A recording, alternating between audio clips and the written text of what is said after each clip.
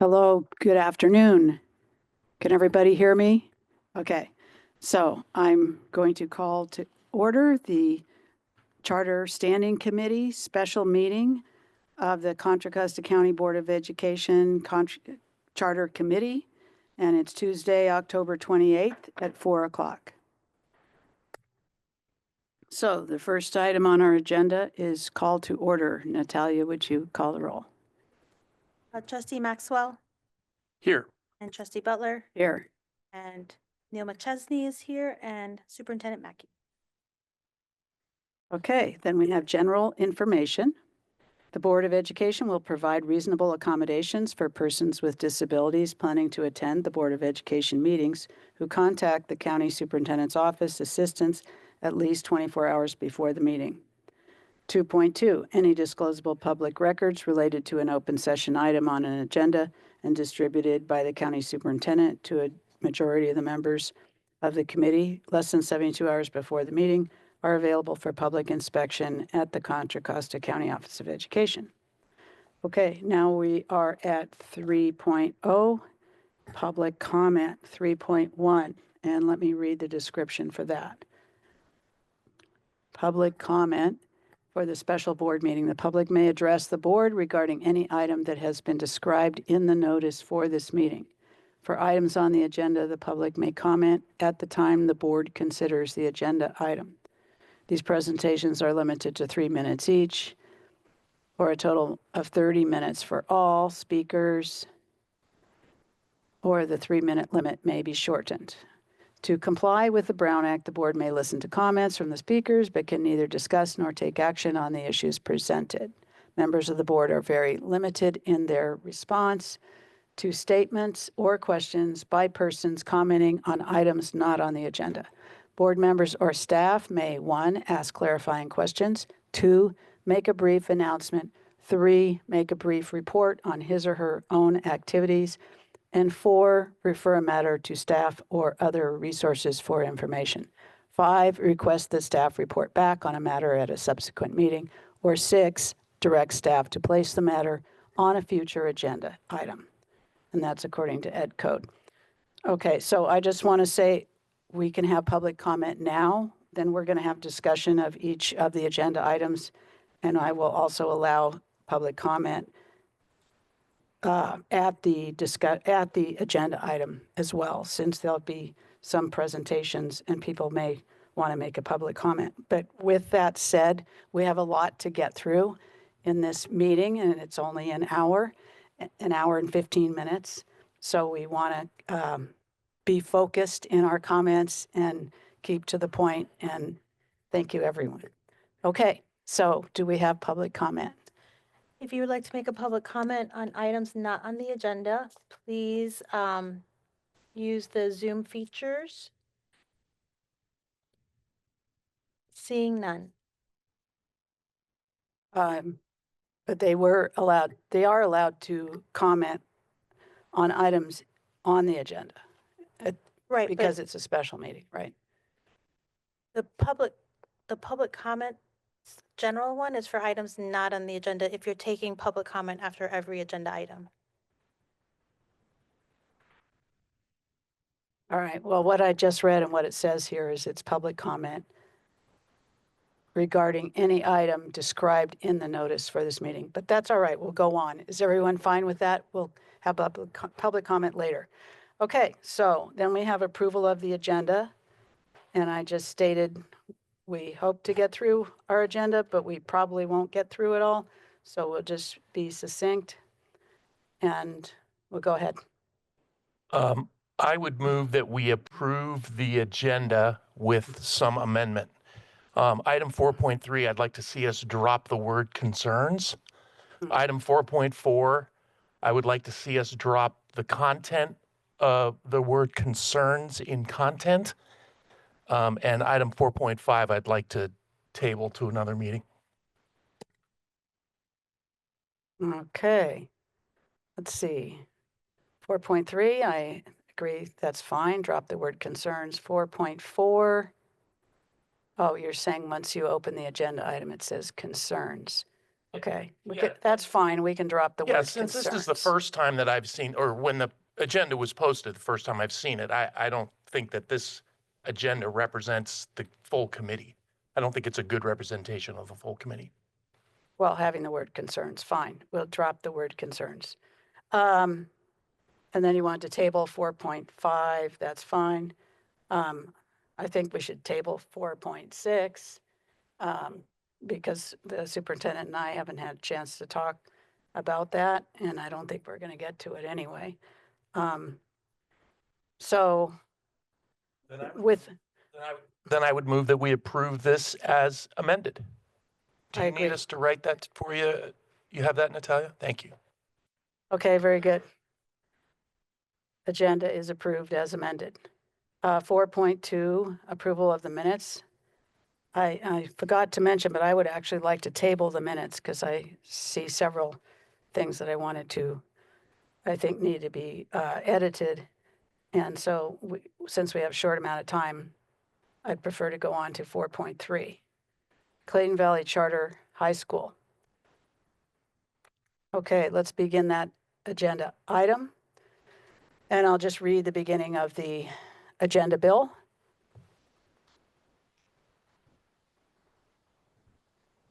Okay, the Charter Committee will discuss Clayton Valley Charter High School, dropping the word concerns, including the board meeting Brown Act topic that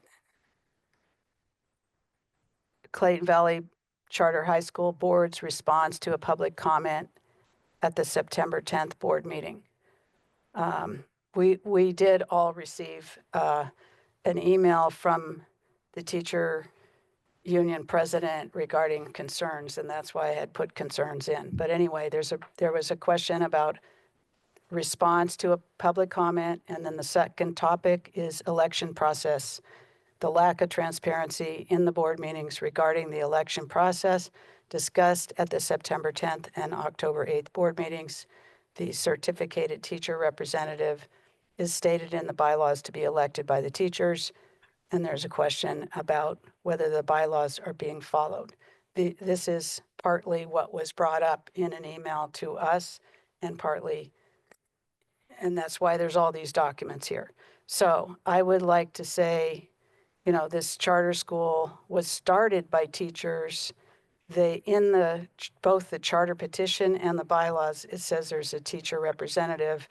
And now it's my understanding that they are planning to appoint the teacher representative. So that's why this is on the agenda, so that we can hear concerns and be aware, et cetera. So with that said, should we ask for public comment at this time? Or Mr. McChesney, did you want to say anything first? That's completely your prerogative. I'm happy to discuss staff's perspective here whenever you would like. Okay. All right, well, let's hear staff's perspective first then, and then we'll let the public comment happen. Well, I think to be succinct, subsequent to receiving the community feedback regarding the election process, and we posed some questions to Clayton Valley leadership. Their responses and our questions are posted with this agenda item, so I'm sure the committee has reviewed that. Staff, for its part, reviewed those responses and all other pertinent documentation and community feedback, the bylaws, the charter, et cetera, et cetera. In consultation with legal counsel, it was determined that we could not find a specific material violation of the bylaws or the charter itself, and therefore our authority kind of falls short of directing this governance process. I think we do believe that there is some ambiguity in the language in the bylaws, the plain language in the bylaws, and encouraged leadership at CVCHS to possibly propose clarifications there for the future, and work to resolve this conflict in a manner that is grounded in the respective legal requirements and the documents, but also that best reflects the spirit of their representative governance model. That's where we stand on this. And I think I mentioned already, but Legal counsel is online. Michael Tucker is with us today in case there are any specific questions for him. So just to make sure I understood that, you said you reviewed was it the charter petition and the bylaws? Correct. And then there's the MOU. Correct. Okay. And your basic conclusion was, We do not find a material violation here that would allow us to come in and direct how they resolve this process in terms of Right. our oversight authority.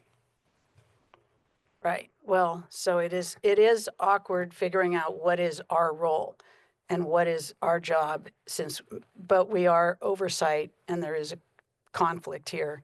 So I think it's important to hear out the situation.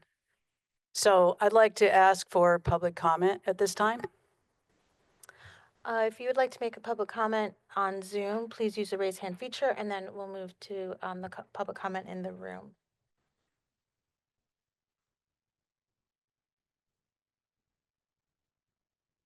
Okay, not seeing any online, so if we can begin with Kevin King.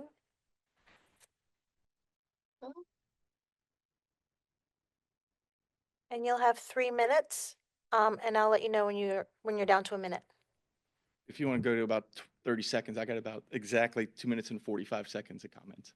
I'll work with you on that. All set? All right, cool. I appreciate the agenda topic addressing Clayton Valley Board meetings and potential Brown Act violations.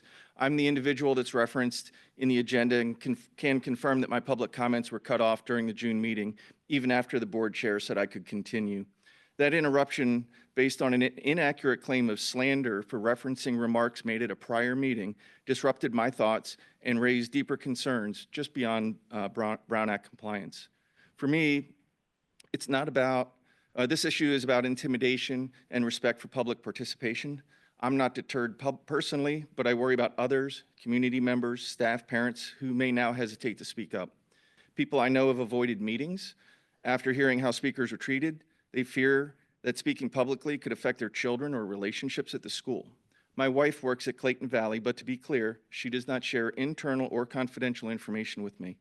My comments come solely from my own research and personal interactions during after-hour events or events such as today, where staff have expressed hesitation about speaking publicly. This is disheartening for me, given that Clayton Valley was funded through a teacher-led effort. These actions are undermining the spirit of collaboration. Beyond these incidents, I'm concerned about the broader pattern. A board member once questioned whether I ever say anything positive at a meeting, and there's a perception that board appointments favor personal relationships over open merit-based selection.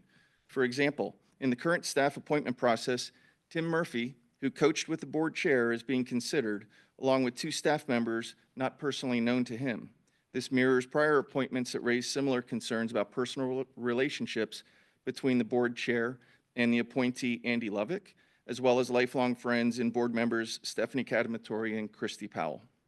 When I pointed out in September 24 that a topic may not have been properly agendized, the board's response was dismissive, and I was told that I don't understand how their agenda works.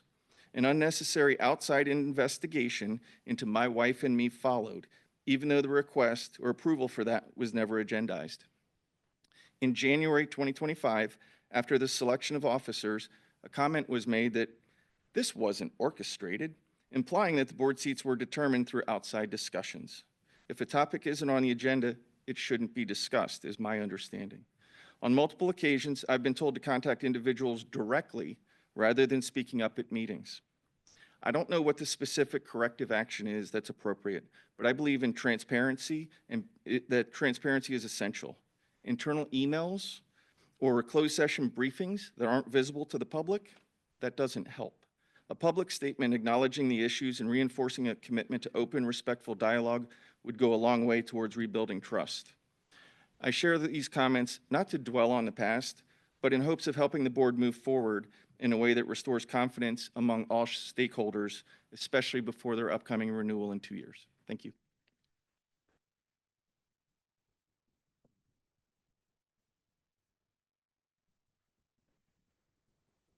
James Corcoran. Sorry about that. Hello. Thank you. I want to thank first off to take time to thank you guys for accommodating teachers so we could be here to address concerns that we've had here. Yeah, my name is James Corcoran. I am the association president for Clayton Valley Education Association.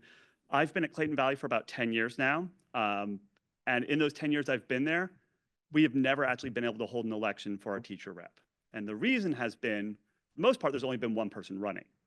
And there's been a lot of disillusionment with teacher representation on the board. A lot of the previous members, they have been intimidated off the board and have left the school. When I found out that our current teacher rep was resigning, my reading of the bylaws gave an indication that since this was within the 90-day window of an upcoming election, that per the bylaws, they should be able to run an election. I went to the board and encouraged them strongly to consider their own bylaws and allow an election as it states they can, and that was in September. When I made that comment, highlighting that the fact that their bylaws should be allowed to allow an election, then they went to closed session, which tends to go for a long time. Then they went to, when they discussed this publicly, they read the bylaws not to say a board vacancy, but rather the board vacancy, which it does not in fact say. So when I asked why they're still going ahead with an appointment process when the bylaws does allow them to hold an election, they said, no, it doesn't allow that. And their feedback from county was that this would be a material revision and they don't have the time to revise the bylaws, so they can't hold an election, despite the fact the bylaws does say if there's a vacancy within 90 days, they can hold an election. And my reading is they should be able to hold an election for the remainder of that 2-year term. I followed up with the board members in an email and asked for the clarification in writing and explanation. And they reiterated that point, that they conferred with county, that this was above board and they can go ahead and do this. At the next board meeting in October, where I followed up with a public comment on a similar refrain and asking for clarification and how my plain language reading of the bylaws does allow them to hold an election, they then pointed to the fact, well, applications for the election process are due October 1. And since that process basically wasn't there, that's another reason why we can't do it. And it feels like this whole endeavor has been a bit of Calvin ball, right? Every time we ask why they can't hold an election, there's a different reasoning of why, and it's not very clear and obvious. This frustrates teachers because for the first time, we actually do have 3 candidates running. We are supposed to elect that member, and it feels like our voice is drowned out. And a secondary concern we as teachers is the recusal process that Clayton Valley has adopted is often keeps the teachers out of any conversation or important decision-making. When Andy Lovick was appointed as a teacher rep, the teacher and staff rep had to leave the room, yet teachers, students, and members of the community were in the meeting room who could hear this, meaning I was better informed about what was happening at my school site than my elected representative who's supposed to serve my interests. This makes absolutely no sense, and this is no way a financial conflict of interest reflecting recusal. Part of the reason the policies changed to kick them out of the closed meeting is the investigation that Mr. King brought up. Our teacher rep was aware they were discussing. Your 3 minutes are up. If you Okay. want to wrap it up, it's okay. I was going to say, our teacher rep was aware of something that was happening in there, disclosed it, and that triggered an investigation. And then they kicked our teachers out of the closed sessions again. They have an inconsistent practice, and we would like this cleaned up. Thank you.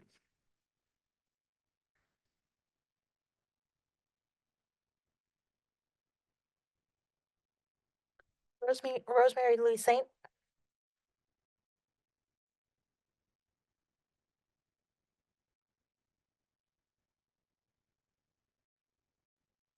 Good afternoon, everyone.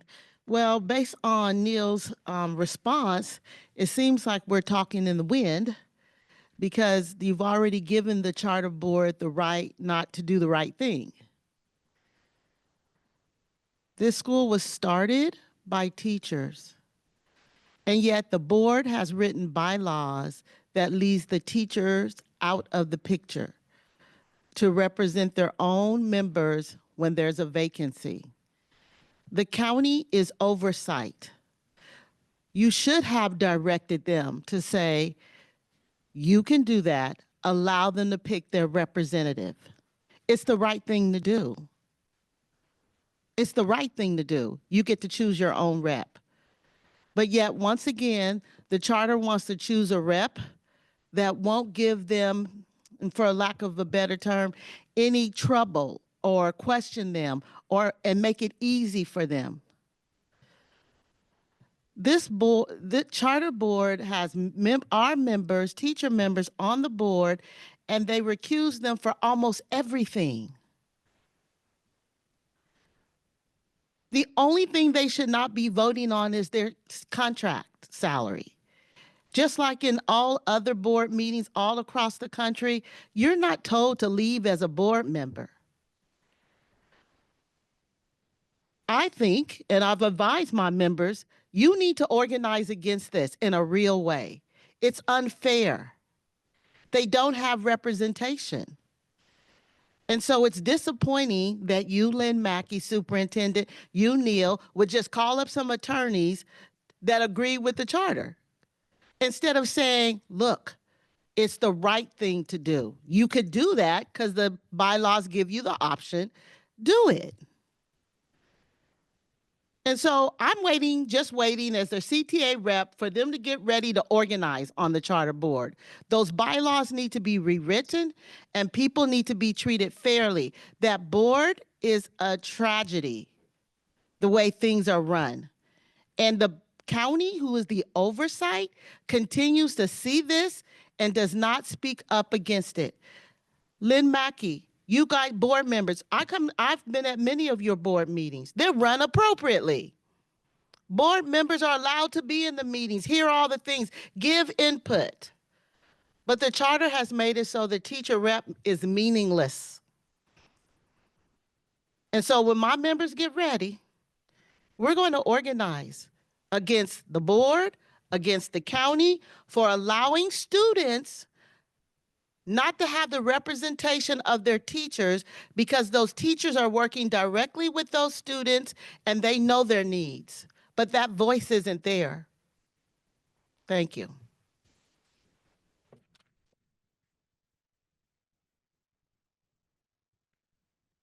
Debbie Heinzman?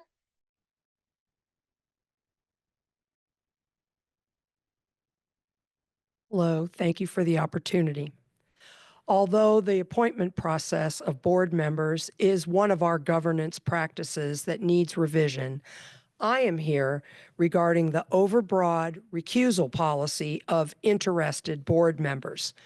This charter is here today, as others have stated, because teachers led the effort to convert to a charter model. And now teachers are left, as said before, out of almost every discussion and vote about the school. We are counted for quorum purposes only. This is wrong, and we are fighting to change it. My charter educator colleagues at the state level gave me this language that I presented to you today when I asked for help with this. Helix Charter High School in La Mesa is a comprehensive charter school right outside of San Diego. It was one of the first in California in 1998 and exists as a charter today.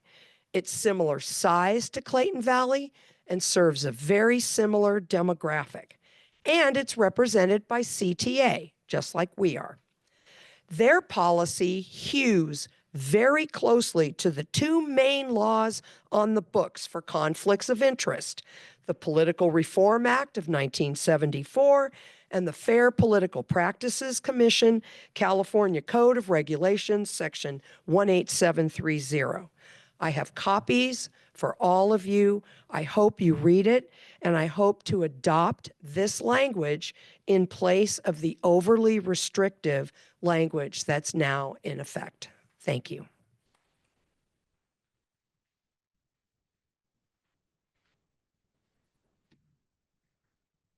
If there are any other public comments, please use the raise hand feature. Seeing none.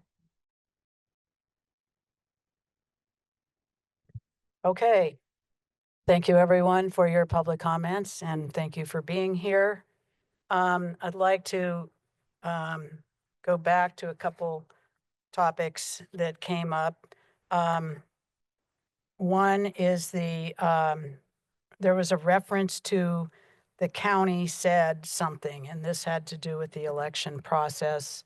I don't know if Mr. McChesney, you know I'm referring to. they said they checked with the county and the county said they can't change their process or it'd be a material revision. So I never heard anything about this until reading this information that you have here attached to the agenda.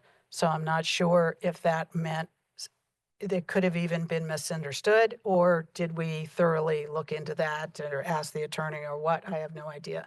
Could you tell me what was meant there? What happened? I can say that that the MOU with Clayton Valley Charter High School explicitly calls out governance practices, inclusive of how trustees are appointed or elected as material revision, and therefore any change in their process would necessitate that process for us. Okay, you're saying a change in the bylaws? Their election process is in their bylaws, That's right? correct. So I noticed that they did, their bylaws, the ones that are attached here, are from 2022. And their charter petition was adopted in 2020. So they did change their bylaws after their charter petition was approved. I'm not sure what changes were made, but clearly they changed their bylaws then. So, and now we're saying they can't change it unless there's a material revision. I mean, I'm wondering. I'm happy to bring up the MOU or maybe someone who has control over it so you can see the actual language in there. But it talks specifically about the process by which trustees are appointed or elected. Right, I think I did see that, but I'm just saying, this was already changed from what it originally was. Right in the moment, I cannot tell you what was changed in 2022 in their bylaws. Yeah.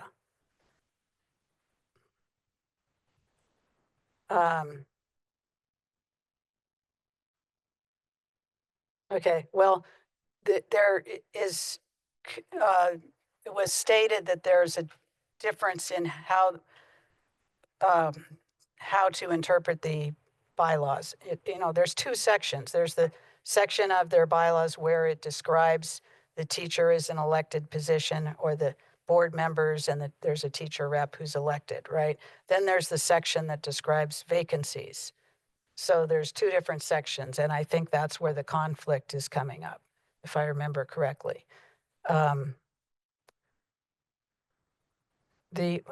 What I want to say is the intent of the bylaws, the intent of the original petition was that there's a teacher rep who's elected by the teachers. And the bylaws have already been changed in 2022 over what was approved for when the petition was approved in 2020. So are we reviewing these bylaws? And it says in the MOU that if they change the bylaws, they have to submit them to us.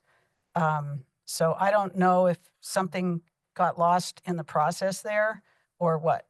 But clearly, originally, the teachers elected their teacher rep, and now they're saying the bylaws say that's not so. And it says, subject to the county board. Well, I'm a county board member, and I never heard that they were asking us about this election process here recently until we get these letters. So I think there's, this is kind of a muddy situation, and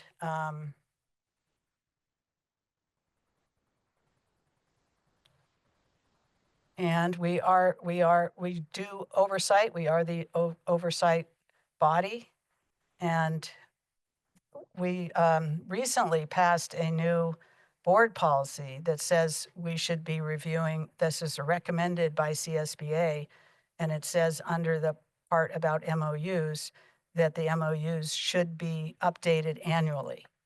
So if we've got an MOU that's not clear for this school, maybe we should be looking at it to update it annually. Because the MOU we're talking about is from 2020, and we obviously have a issue here regarding different ways to interpret the MOU, what it says about the election and the bylaws and all of it. So I think this warrants more discussion. But Trustee Butler, we're not certain that between 20 and 2022, that section was touched. We don't know that, right? We don't know what the changes are. I don't know offhand, but I don't believe I was, do you remember getting a notice that they're changing their bylaws? I mean, they're saying they can't From change their, 2022, I can honestly tell you, I do not recall whether I did or didn't. but what I'm saying is now they're saying that they have to do the teacher position this way by appointing it, because if they do it any differently, it would be changing their process, and they can't change, and it's in their bylaws, and they can't change the bylaws unless they do a material revision. Right? And I'm saying, but they already did change the bylaws in 2022. And I know they didn't do a material revision then. So I don't know why it says, it says this. It feels like we're, I mean, I can understand how the teachers feel the way they do. I can because totally things- understand how the teachers feel. But I think the issue is, if they're doing everything according to the MOU and the bylaws, if they're doing everything the right way, we can't change that this way. We can't just arbitrarily change it. Now, if they feel as though some change needs to occur, well, then we need to look at doing that the correct way. But I don't think that we have the ability. We'd be setting a very dangerous precedent by going in and overruling a bylaw that we approved. We must have approved this 2022 version, because this wouldn't be on the books. No, I don't know if that's true, because it's listed under Schedule Maybe A. you can help me. Natalia, if you would go to page 16, Somebody can. I think you have the MOU up. I think perhaps this is an important clarification. 16, you said? 16 is the list of material revisions in the MOU. And if you look at 23.1.9, I think it's important here to understand the specific language, which is substantial changes to the governance structure as described in the corporate bylaws, including but not limited to changes in the authorized number of board members, method by which sitting board members are removed, method by which new board members are selected, et cetera, et cetera. So if they were to change something there, they would need to request a material revision from our board. That does not mean they can't make other changes that are not substantial, that are cleanup or new reflections in law, et cetera, et cetera. That may have been what happened in 2022, but there was certainly no request for material revision in 2022.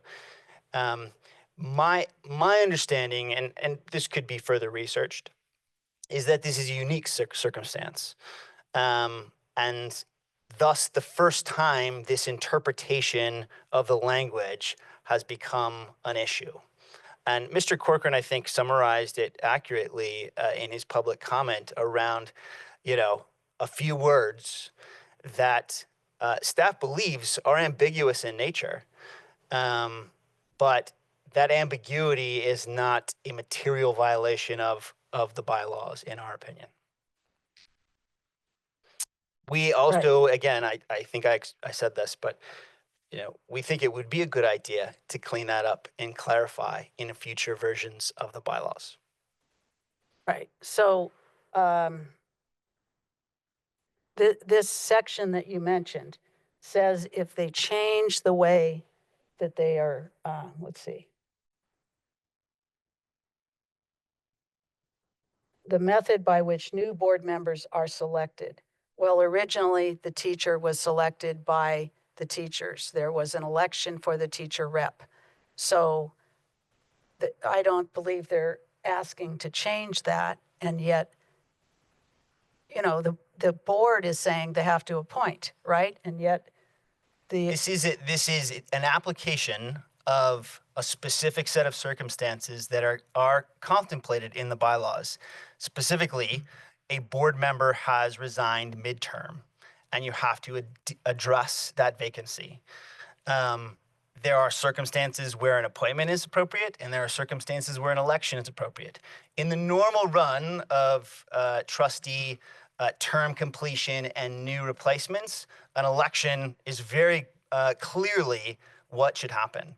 It is the vacancy midterm due to a resignation that is at issue here. And this specific circumstance, at least to my limited knowledge in the moment, is unique. You have not had a teacher resign 2 years before the completion of their term. And so they are applying this for the first time, and there are obviously differences in opinion about how they are interpreting their bylaws.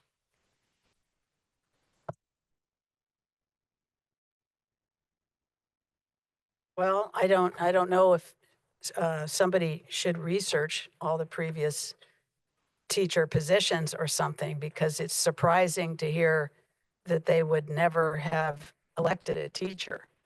I was under the impression that they never had more than one candidate, so you wouldn't have an election if it was just one. Mhm. Well, At it's, least that's what I understood, right? yeah, I think the way the charter's written and the bylaws were originally written, I don't know if exactly it was changed or not, but the charter clearly says the teacher position should be elected by the teachers. So how it got so far off is quite a mystery.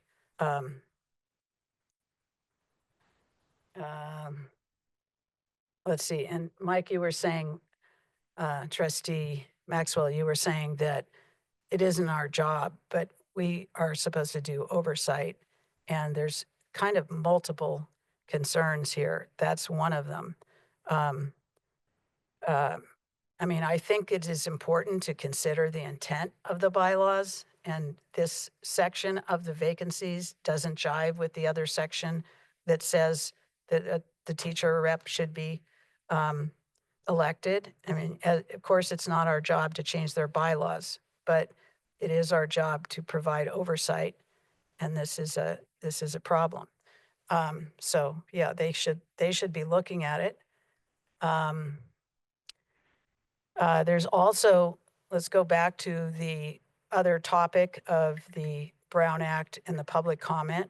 I did listen to that without anyone prompting me to, because I just wanted to see, you know, the topic was raised about the description about the election. So I went to listen to the audio of that meeting, and I was very surprised to hear comments back to the public commenter, which is totally against the Brown Act. And it's a concern. And I think that is something that, you know, we as oversight should be saying to their board, you need to have the proper decorum in your meetings and not be interrupting a public speaker, because it will do exactly that, is limit other people from wanting to speak.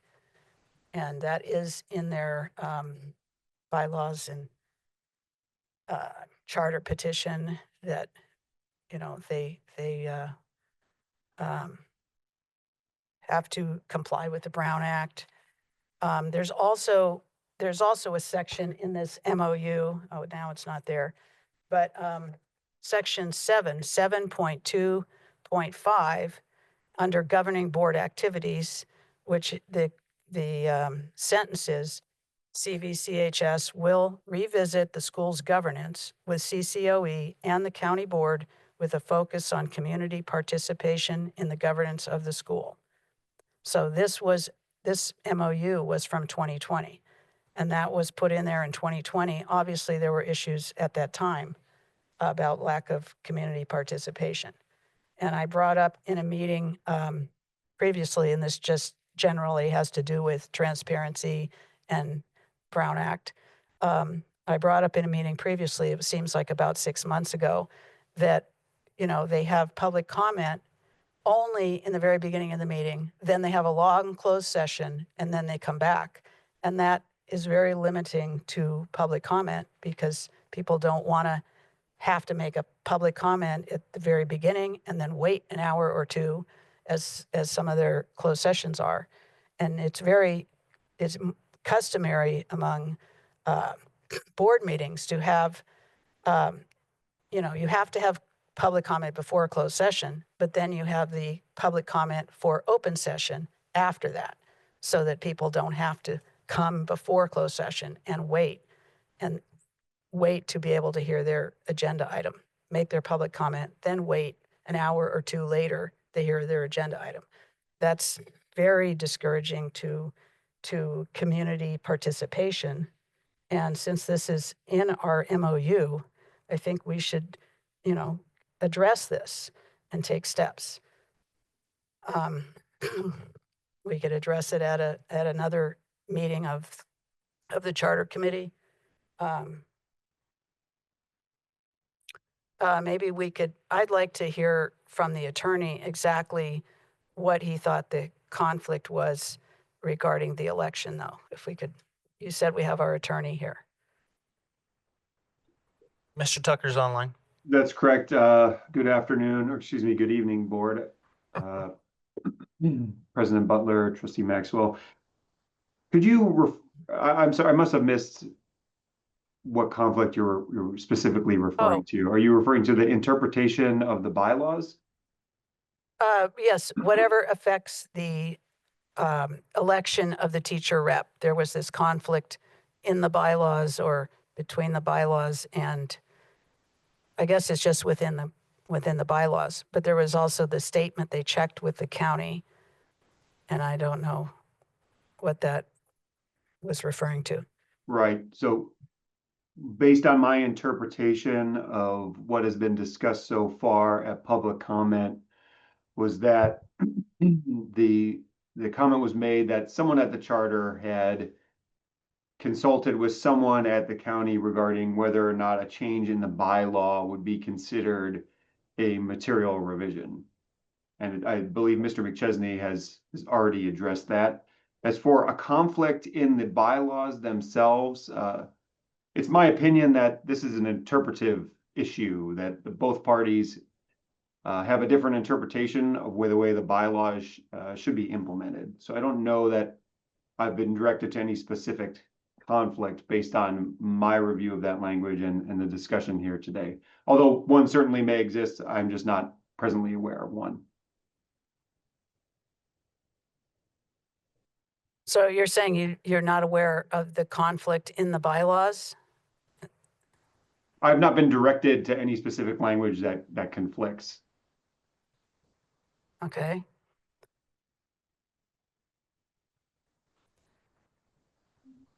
Well, thank you, Mr. Tucker, for your comments.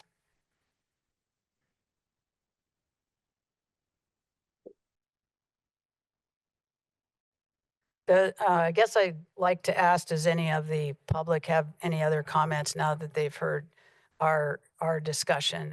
And does anyone else want to say anything else? I'm trying to.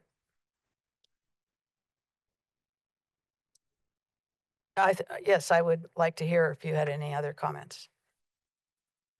I'll try and keep it short. That I think one of the things that's getting lost is there is this provision that if a vacancy is within 90 days, they can hold an election. But they've pointed to a bunch of things that says, but we can never actually do that. So it's an option that can't materially ever be triggered because of they need applications by October 1. So they need to know the vacancy before October 1. And that's where this real ambiguity is. There is something in the bylaws that doesn't need to be changed to hold an election for a vacancy within 90 days of any election. But they've got other things in the bylaws that basically makes that fundamentally impossible to ever trigger according to what they said last.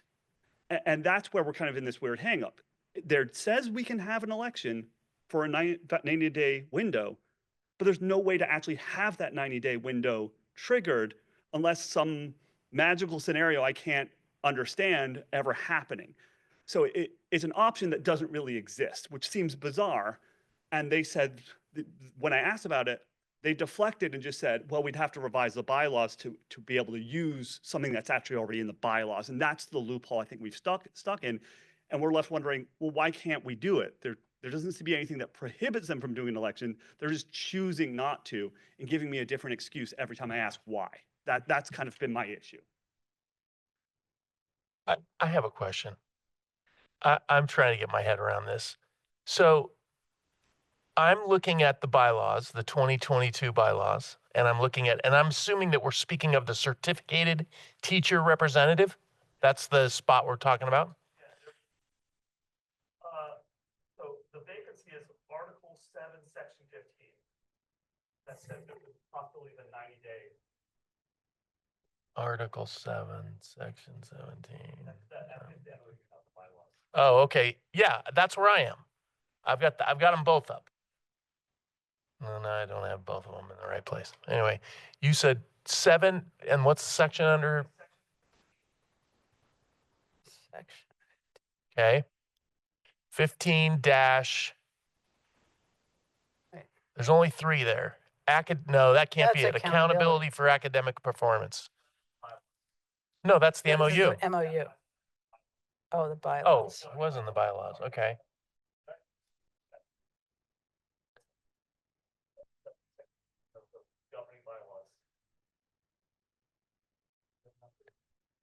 It says vacancies filled by the board. If there's a board vacancy less than 90 days prior to the election or appointment of a board seat. When is the election of the board seat? December. So let's say it's the 15th. So that vacancy occurs 90 days prior. So that's September, right? September 15th. Is that what happened?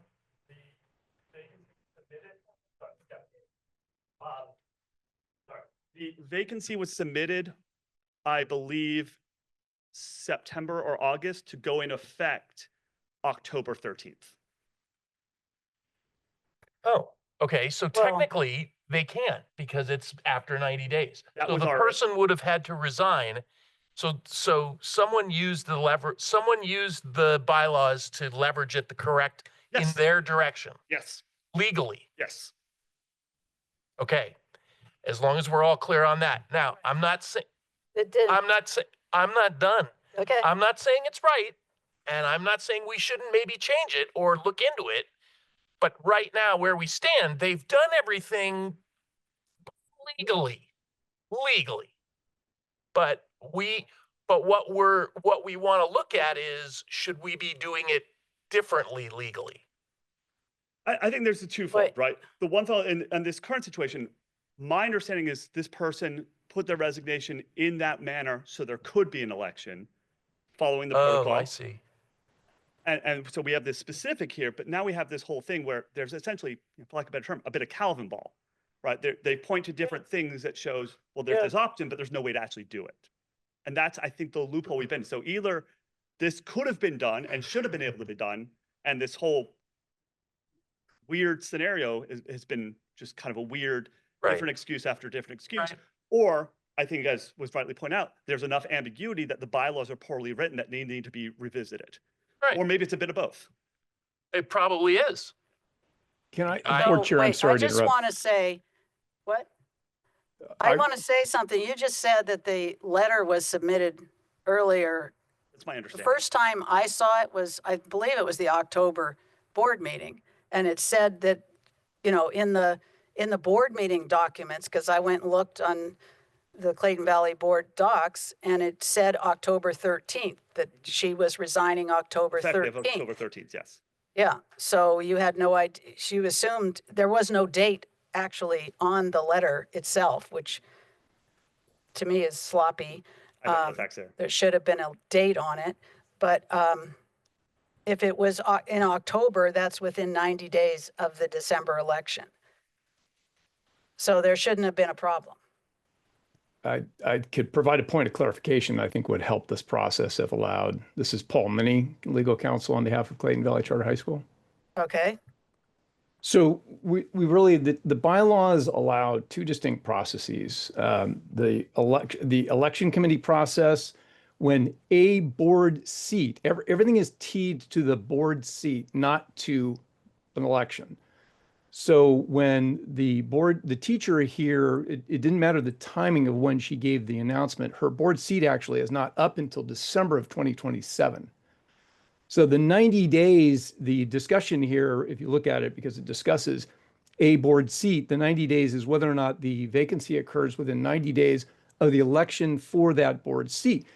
If it's within the 90 days, the board is allowed to leave it open and just hold the regular election. If it's outside the 90 days, which it clearly is, it's 2 years in advance, the board has to follow its policy, and this has been its practice, to use the special appointment process. Now, it's encouraged the teachers to submit as many teacher applicants as they want. They can do a straw poll vote. They can tell the board exactly who they want to be on the board. But the way the process is currently drafted, the board does hold the appointment process for these midterm appointments. It's a little bit like, although the county board process is a little different, the county board can appoint an elected member of the public to an elected position on the county board, depending on the timing of when a county board seat is up. So it's not unusual. But it's always tied to the term of the seat of the vacancy, not when the annual election cycle occurs. So I just wanted to clarify that.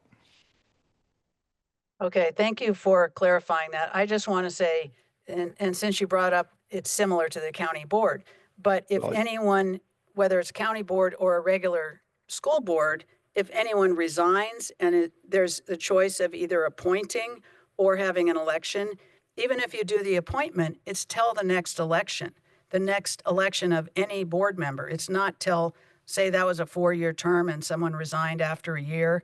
They don't get an appointment for 3 years. They get an appointment for 1 year until the 2-year cycle, and then they have to run for the rest of the 2 years for that seat. Correct. So And that's it the sounds- statutory process, but that's not what the bylaws. It's not identical. I just said your choice. Yeah. Yeah, but that's why this is so surprising to me, because it sounds like if a teacher is on the board at Clayton Valley and they resign anytime but except at the end of the 4-year term, then there's going to be an appointment. So the teachers can't elect their rep, except once every 4 years, even if someone resigns. They can't elect their replacement representative. It's going to be appointed because they're not within 90 days of the end of the term of that seat. That's kind of what you're saying, right? Yeah, that's correct. But in this bylaw provision, because it's called out specifically in the MOU, can't be changed but for a material revision. So because if we were to change it to allow the election process at any time, that would be changing how members are selected. And that's the section of your MOU that would require us to go through material revision. Well, are you saying that the bylaws have always been like this? I don't know the history. It's been this way for quite a while. I'd have to go back and look and see how far back this provision, because it just hasn't, as someone mentioned earlier, it just hasn't come up. Yeah, well, when I read it, I didn't get that you were talking about for 4 years. So, I still wonder, how do you interpret it that it means the end of the term of that seat, as opposed to just the next election for any board seat? It's the reference to board seat, not just board. It's to where it's an election or appointment of a board seat. So everything's keyed off of, as it is for yours as well. I mean, each board member has a term, and like you said, the term affects and the vacancy timing affects whether it's appointment or election, those sort of things. So everything is keyed off the term of the person. And that was also intentional to maintain staggered terms, so we don't end up with, 5 out of 7 members of the board turning over in January of one particular year. We maintain some institutional knowledge and some, there's wide swings in the board election process every year. Yeah, understood. Okay, but I'm looking at section 15 here. It says, except as noted below, if there's a board vacancy more than 90 days before the election or appointment of a board seat, the board shall fill that position in accordance with the special committee appointment process. Right. I guess you wonder why a board seat sounds like any board seat. So then you're going to appoint anytime there's a vacancy before an election. But the key thing is then what happens you appoint till the end of the term. Why don't you appoint till the end of the term? Does it say? The term? term doesn't change. The person would be appointed to the seat for the remainder of the term.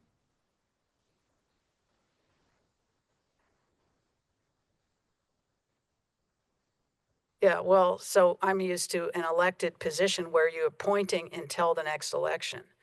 Right. So does your bylaw say that the appointment is for the rest of that term of that board seat?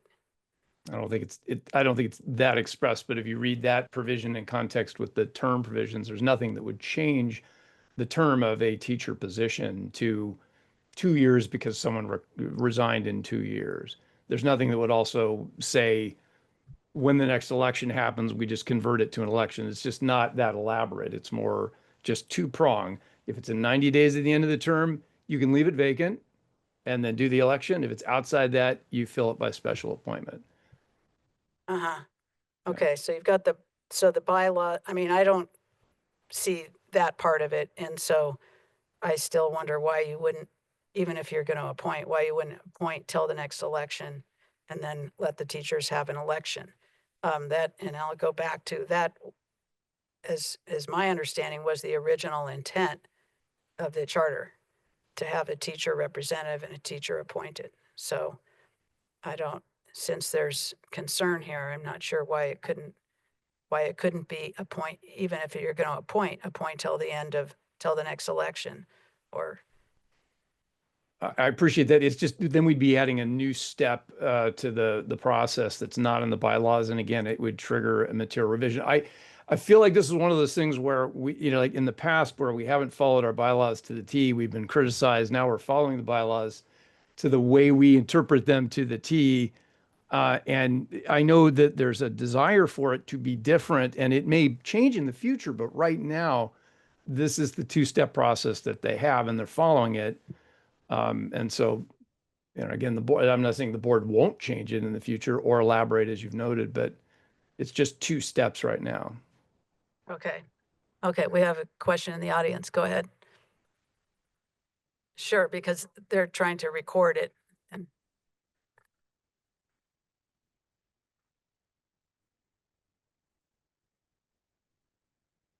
Question, since we have the attorneys online, 2 questions. One, when will be the next time that the teachers get to vote for their own representative? How many years from now? so is my understanding that would be 3 years. Is that Well, let the correct? attorneys interpret since they've interpreted everything else. It's What do it's they tied- interpret that to be? It's tied to the board seat. So this seat ends in December of 2027, as I recall, Bill. And therefore the election process for that seat would start in September of 27. So 2 years, 2 years. 2 years from now. Next question, there's a lot of reference to this MOU. Who wrote the MOU and voted on the MOU? Well, I can only speak for us. The MOU was presented to the charter school by the county. I don't know who drafted it on the county side. We negotiated minor changes to it, but it was mostly the county's presented MOU, to which I think it presented that to other charters it's authorized as well. So Yeah, it was the MOU was done in 2020. Mm-hmm. So it's negotiated between the county office and the charter school. So that part in there about unless there's a material change was offered by the charter or the COE? that's the county's language. That's not language. That's the county's language. Yeah, Okay. we always fight for maximum flexibility, and that would be language the county put into the MOU Because basically that MOU is stifling the ability to allow the charter to choose to allow the teachers to choose their rep in this case. that is correct. Yeah, There's your well, that problem, that teachers. MOU, by the way, was done. It was signed by Bill Clark. I just looked it up, and Vicky Chavez was board president, and Jim Scheibel was the executive Right. director at Clayton. So that's who signed it, but it would have been signed or approved by our board and their board. Well, there's your problem, teachers, because basically your rights, their right to allow you to do that was taken away from by the county. So we do have a provision now in the charter where we can update MOUs, and we may want to look at that for a future meeting. I just said for a future meeting, we would want to consider updating our MOU as it says now in our board policy. So we could look at that for a future meeting. I'll get back to you on which board policy I'm talking about. Okay, the other thing let's see. Well, we should be, in the interest of time, it's now 5 o'clock. I didn't realize the time has moved along that much. And I know Mr. Maxwell has to leave at 5:15 and we have another agenda item. So we will continue kind of looking into this and probably put this on a future agenda item to talk about any next steps or not. I don't feel like anything's resolved exactly. And I'm still concerned about the Brown Act and lack of transparency in terms of the board meeting order. I know that's not a hard and fast thing, but it's been brought up before, and that is in our MOU that we should address that again. So with that, we'll end this agenda item. You're welcome. Okay, and thank you all for coming. Those of you that came for Clayton Valley. And then we'll move on to the next agenda item, which is 4.4, Invictus Academy PE graduation requirement. And so I'll introduce the topic. The Charter Committee will discuss the Invictus Academy of Richmond and PE courses. Since the PE courses are listed in the charter petition, and yet they apparently aren't offering PE now.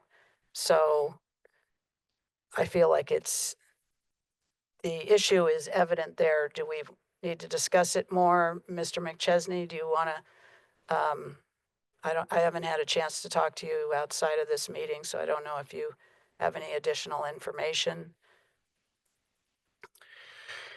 No, as you can see in the attachment, staff directed some questions to Invictus, provided them an opportunity to clarify exactly what's going on right now with physical education at the high school level.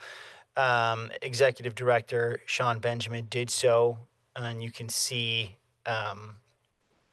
in that attachment what is the current status. She's here this evening in case there are any direct questions to her. At this point, staff understands that their original charter petition did include graduation requirements of 10 credits of PE. B, that requirement has never fully been implemented based on the narrative provided by Executive Director Benjamin and our own observations. And C, it appears that they attempted to modify their graduation requirements sometime post-COVID through their student handbook or family handbook, which was also provided by the charter. Our MOU with Invictus, which is an earlier version than the one we were just looking at, does have some language in there in terms of material revisions. It does not call out graduation requirements specifically, but I believe the language, I don't have it in front of me, is something like substantial changes to the educational program. It's staff's opinion that graduation requirements would fall under that general category, and therefore we find that there is an issue here. I didn't want to go much further than that, given our agenda item here, but I think it's appropriate that we issue a notice of concern to Invictus Academy of Richmond and ask them to come into compliance with their charter in a reasonable amount of time, given that this is a complex situation. You can't just push a button and implement a program. And given that they have a charter petition for renewal to be submitted, in the next month, that if they want to contemplate changes of that accord for their next term, should they be awarded one, then that would be the appropriate time to do it. But for now, we need to get back to what their charter says. That's staff's opinion. No, I agree with that, myself. And I just wanted to say I looked up on the California Department of Education website to see what did they say are charters required to have PE. And it says they must follow what's in their petition. They are required if it's in their petition, and it is in their petition. I found the page where it mentions the high school graduation requirement, but they also have 7th and 8th grade. So I'm not sure, but I didn't want to pore over it and spend a lot of time, but in regular public school, 7th and 8th grade, you have to have PE. I know in high school, you don't have to have it throughout your high school years. You have 1 or 2 years required. But so I'm not sure where 7th and 8th grade is, but maybe that's something we should be looking into also, because it's not that I'm trying to enforce rules. I just think it's healthier for kids to have PE and have activity, and it sets good patterns for life. Is he leaving? Oh, okay. That's my motivation. I think it's good for kids, and I think it's healthy. So, but I agree with your statement. And Just to be Mr. McChesney. clear, our notice is specifically about the high school requirement and coming into compliance there. It's my understanding, correct me if I'm wrong, Sean, that middle school does have a PE program at Invictus. Is that correct?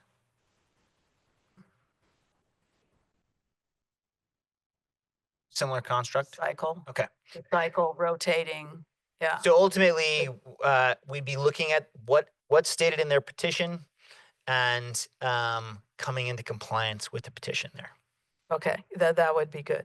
So in other words, we don't think that the state's requirements for PE apply here. It's only what's in the petition. Is No, that correct, the or- mega waiver provides flexibility for charters in that respect. So they get to set requirements in terms of physical education or not in their petition.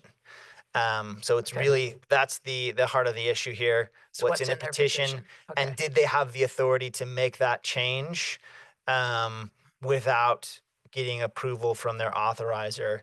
And Right. I think, again, we have a renewal coming up immediately in the future. Yeah. For right now, the easy solution is come into compliance, and then we can talk about what the next version of Invictus is, should there be one in the new petition. Okay. You refer to a mega waiver. I haven't heard that term. Is that I don't know that it's a legal one, but the mega waiver refers to the original charter school law, and the waiver applied to charter schools for a vast swath of education code. So it's kind of a term that folks use all the time to talk about all the things that are not necessarily applicable to a charter school as opposed to a district school, where the charter itself becomes the law. okay? Yeah. Okay. So let's let our executive director speak. Don't have a public comment, but I'm happy Oh, to. you didn't. Okay. Did we have a question for her? I don't have a question. Okay. So Mr. Maxwell, you stepped out for a moment.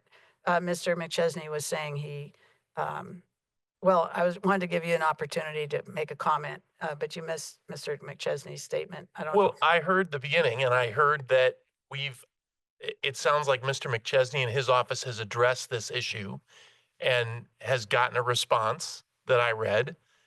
And I would assume that, judging from past history, he would take care of all this. He said he feels that, would you want to say it again? Sure. We're going to do a closer analysis of what exactly is in their charter petition and what's currently happening. And if they're out of compliance with their charter, which they've already effectively admitted to here, then we're going to ask them to come back into compliance through a notice of concern with a reasonable timeline for completing that. And ultimately, if they don't want to have PE as part of their graduation requirements, they can propose that in the next version of their charter. Sure. I heard most of that. Thank you. Okay, and that, is that something that needs to come back to the board or no? You're just going to send it? separately? I intend to update the board anytime there's a notice of concern that's submitted and apprise them of the status of that until it's resolved. Okay, great, thank you. All right, and, very good.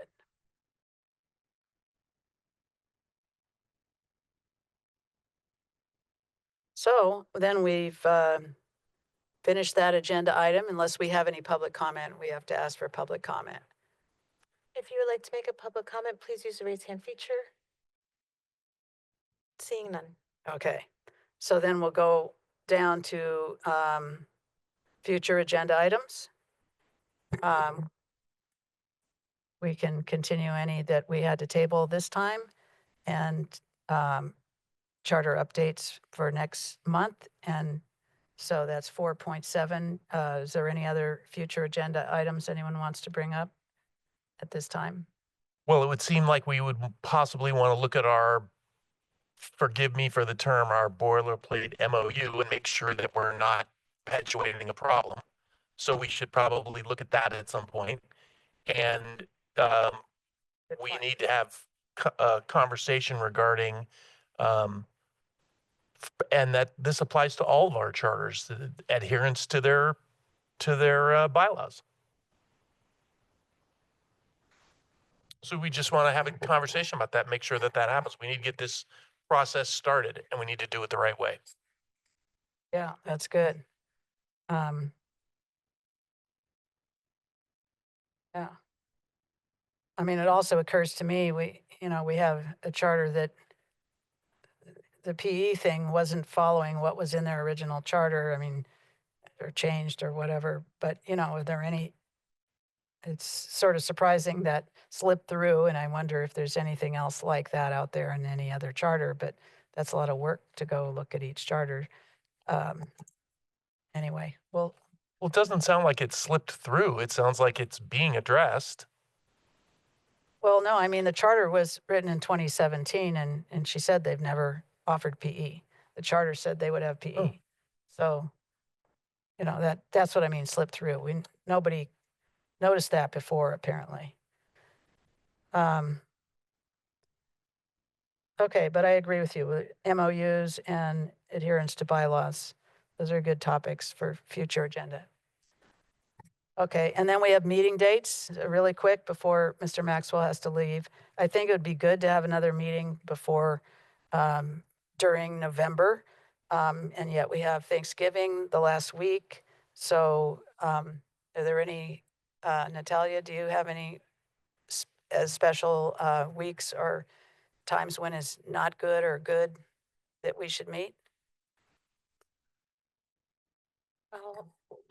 I'd have to look at the calendar and it's 5:14. So should we maybe do this over email?